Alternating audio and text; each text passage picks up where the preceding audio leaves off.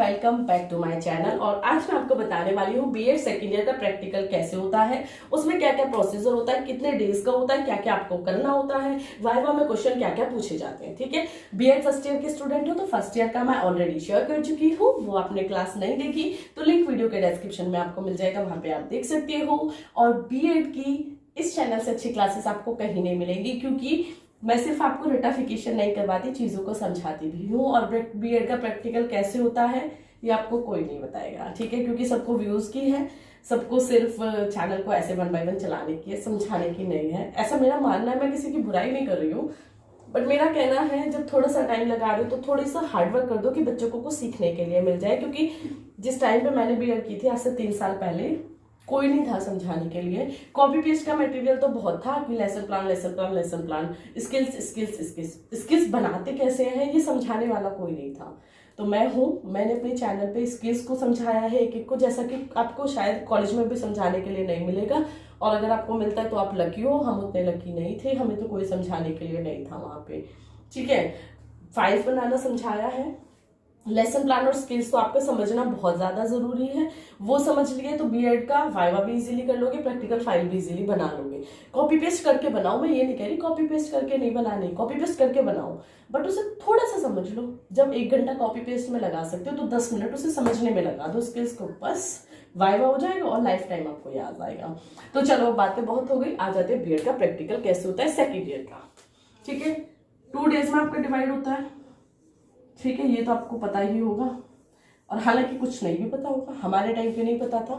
जिस दिन first practical देने को उस दिन बताते 2 दिन का प्रैक्टिकल होता है। भैया पहले भी बता सकते थे हमें कि हमारा माइंड सेटअप होता, बट कोई नहीं बताता, छोड़ो। ठीक है, 2 डेज हो गए। फर्स्ट डे क्या होता है?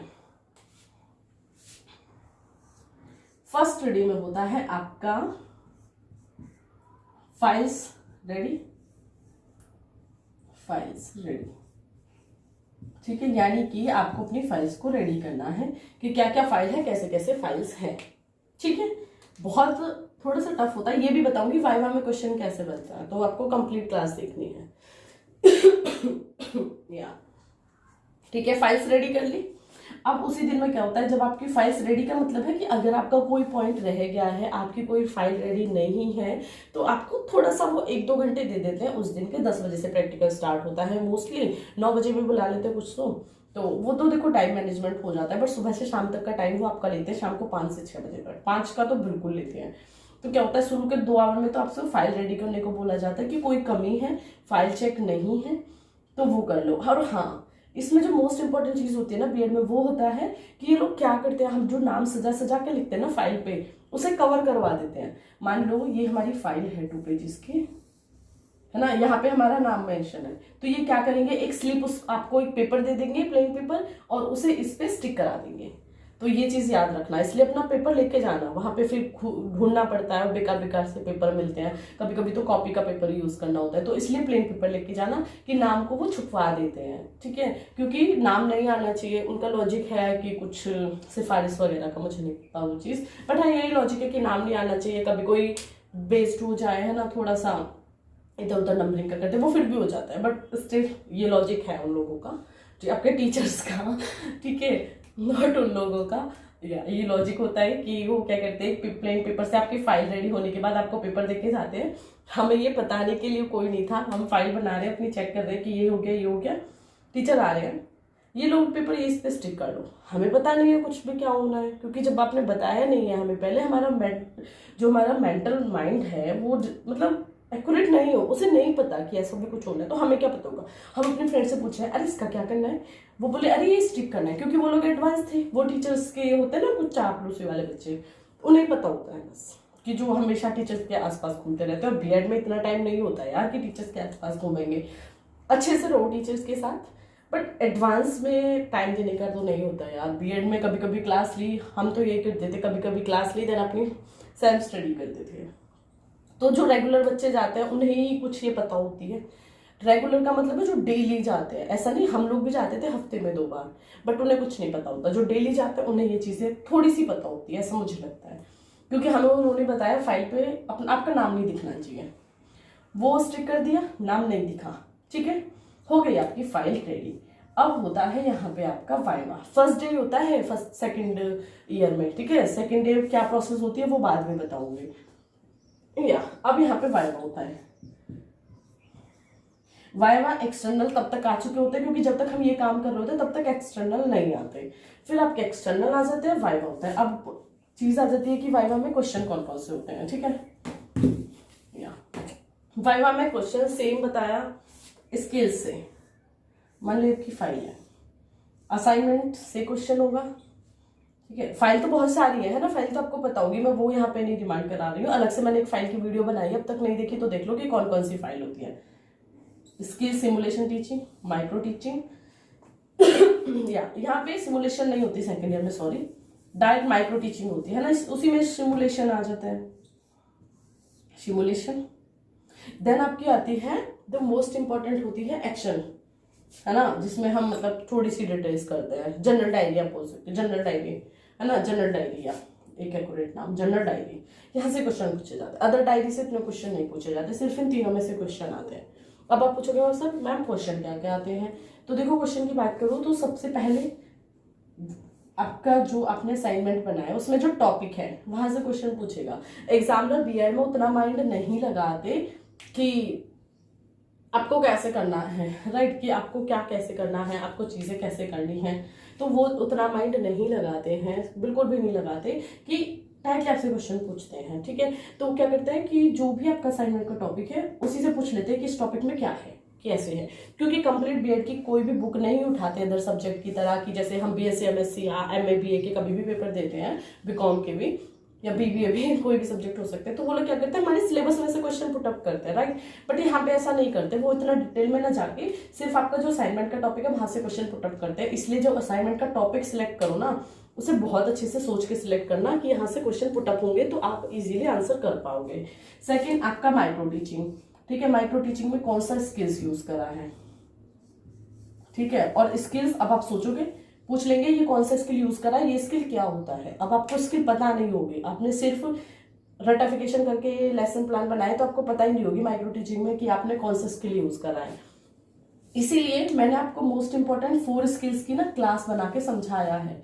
सिर्फ 10 मिनट है, जब आप कॉपी पेस्ट में 1 घंटा लगा सकते हो तो 10 मिनट में मेरी वो क्लास देख लेना, जो आपके वाइवा के लिए बहुत ज्यादा इंपॉर्टेंट रहेगी, ठीक है। तो कौन सा स्किल है, यानी कि क्वेश्चन पुटअप करते हैं जैसे हम, तो हमें पता है तो हम एक झलक देख के बता देंगे अरे इसमें 1 बाय 1 क्वेश्चन हो रहे सर, इसमें प्रश्नोत्तर कौशल है, ठीक है। उन्होंने कोई और पेज पलटा, वहां पे आ गया कि टीचर व्याख्या कर रहा है, तो आपको पता है, अगर तो टीचर पूछेगा कौन सा क्वेश्चन यूज करा है बताओ यहाँ पे, तो आप बता दोगे सर व्याख्यान कौशल, और आपको नहीं पता तो आप बोलोगे सर क्या है, ये तो स्किल है, माइक्रो टीचिंग है सर, और क्या है इसमें, कुछ भी नहीं, हम तो बच्चों को पढ़ा रहे हैं। बट ऐसा नहीं होता, उसमें स्किल्स यूज होते हैं और वो स्किल्स आपको पता होना जरूरी है, वहां से आपके क्वेश्चन हमेशा बनेगा, हमेशा।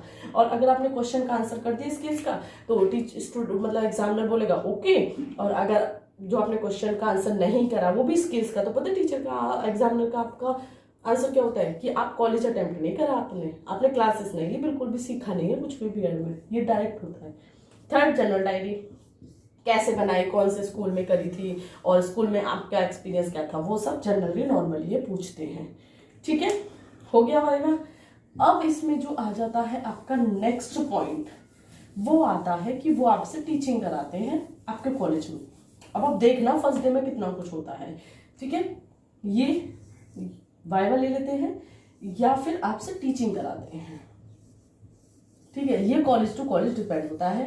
मैंने कुछ कॉलेज में पता करा है तो वो सिर्फ वाइवा ले लेते हैं, और कुछ कॉलेज में पता करा है तो वो टीचिंग करवाते हैं। टीचिंग कैसे होती है, वो एक खाली टीचिंग होती है, यानी कि आपको स्मार्ट बोर्ड दे दिया जाता है, आपके एग्जामिनर 3 से 4 एग्जामिनर होते हैं, वो सामने बैठे होते हैं और आपको हॉल में जाके उस टॉपिक को पढ़ाना है।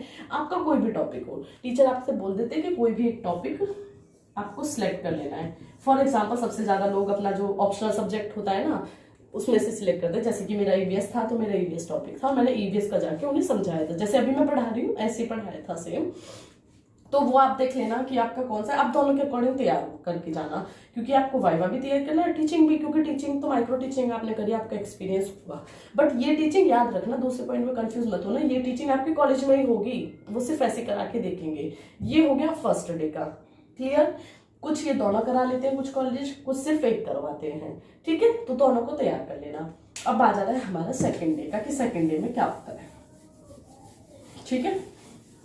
या यहाँ तक क्लास कैसे लग रही है प्लीज एक कमेंट कर देना कि अगर आपके लिए हेल्पफुल है। अब आ जाता है हमारा सेकंड डे। ठीक है, सेकंड डे में क्या होता है, कोई एक स्कूल है ना, कोई एक भी नहीं जहां पे आपकी माइक्रो टीचिंग कॉलेज की तरफ से हुई होती है, उस स्कूल में जाके, स्कूल में आपको जाना होता है सुबह ही 8-9 बजे। ठीक है, और उस स्कूल में आपको टीचिंग करनी होती है। ठीक है, आपको कोई भी क्लास दे दी जाती है, उसमें आपका जो सब्जेक्ट है, आप कोई भी सब्जेक्ट पढ़ा सकते हो। जैसे कि मान लीजिए मैं साइंस की हूँ तो मैं फिजिकल या बायोलॉजिकल पढ़ाऊंगी, आप आर्ट के हो तो आप हिंदी पढ़ाओगे, इंग्लिश पढ़ाओगे, आप कॉमर्स के हो तो आप मैथमेटिक्स ले सकते हो, कंप्यूटर ले सकते हो, है ना, कुछ भी ले सकते हो। तो सेकेंड डे में स्कूल में जाना होता है, अपना वहाँ पे एनरोलमेंट कराने के बाद आपको एक एक क्लास में भेज दिया जाता है और वहाँ पे आपको पढ़ाना होता है। जैसे कि मैं यहाँ पे पढ़ा रही हूँ, अब मैं यहाँ पे कुछ भी टॉपिक बच्चों को पढ़ा रही हूँ, 6th 7th 8th क्लास किसी में भी, तो जो एग्जामिनर होते हैं ना उस दिन, वो एग्जामिनर 1 by 1 क्लासेस में जाते हैं और हमें देखते हैं कि हम लोग कैसे कर रहे हैं, है ना, क्या कर रहे हैं। और इवन ना सिर्फ जाते हैं, पीछे बैठ के टीचर देखते हैं कि हम कैसे कर रहे हैं। अब आप इससे घबराना मत कि अरे मैम बट कुछ फर्क नहीं पड़ता, बिलीव मी कुछ फर्क नहीं पड़ता। आपने माइक्रो टीचिंग अगर 1 से 2 महीने भी करी है तो आप इजीली वहाँ पे कर लेते हो वो चीज़। तो मैं यहाँ पे पढ़ा रही हूँ, ठीक है, मान लो मैं आपको समझा रही हूँ कि सेकंड डे का प्रैक्टिकल ये होगा, इसमें ये होगा, पीछे एग्जामिनर बैठा होगा और मुझे वो ऑब्जर्व करके जाएगा, फिर वो उसके अकॉर्डिंग मुझे नंबर देगा। ठीक है, और ऐसा नहीं है सिर्फ एक ही बार, 3 टीचर है ना तो तीनों 1 by 1 आएंगे और आपको पता भी नहीं चलेगा कब आएंगे। आपके एक से 2 घंटे एक दो क्लासों में दे दिए जाते हैं। जैसे कि अभी 1 घंटा इसमें पढ़ाया, नेक्स्ट 1 घंटा दूसरी क्लास में पढ़ाना है, पीछे से एग्जामिनर आएंगे और आपको ऑब्जर्व करके चले जाएंगे। ठीक है, तो सेकेंड डे में आपकी होती है टीचिंग, वो आपकी लाइव टीचिंग देख के जाते हैं और उसी के अकॉर्डिंग आपको आपके प्रैक्टिकल में नंबर देते हैं। जी कुछ ज्यादा ही बड़ा हो गया। ठीक है, तो उसी के अकॉर्डिंग आपको नंबर देते हैं। क्लियर, सेकेंड डे में टीचिंग होती है स्कूल में, वो कॉलेजेस का सबका एक स्कूल ऑब्जर्व होता है या एक स्कूल सिलेक्ट होता है, उस स्कूल में सभी बच्चों को जाके टीचिंग करनी होती है। जो आपके एग्जामिनर होते हैं वो 1 by 1 आके आपको ऑब्जर्व करते चले जाते हैं, 2 से 3, फिर वो आपको रेटिंग देते चले जाते हैं और उसी के अकॉर्डिंग आपको प्रैक्टिकल में नंबर मिलते हैं और यहाँ पे आपका प्रैक्टिकल खत्म हो जाता है। आई नो कि मैं बहुत ज्यादा बोली हूँ, बट ये बोलने की चीज थी, समझाने की चीज थी जो कोई नहीं समझाएगा। तो प्रैक्टिकल रिलेटेड आई थिंक कोई डाउट अब नहीं होगा। फिर भी कोई डाउट है या आपको लगता है आप कहीं अदर स्टेट से, फॉर एग्जांपल बिहार से, और आपके वहाँ कुछ थोड़ा बहुत इसमें चेंज होता है तो प्लीज मुझे जरूर बताना। अदरवाइज तो सभी का, हरियाणा हो, आगरा हो, ठीक है, यूपी, मतलब कहीं भी सबका सेम ही है। ठीक है, सेम ही तरीका है। तो thank you so much in classes को देखने के लिए। अदर बहुत इंपॉर्टेंट क्लासेस आपको मिलती रहेंगी। तब तक के लिए लाइक शेयर सब्सक्राइब कर देना और क्लास कैसी लगी एक कमेंट करके जरूर जाना। So thank you and bye bye.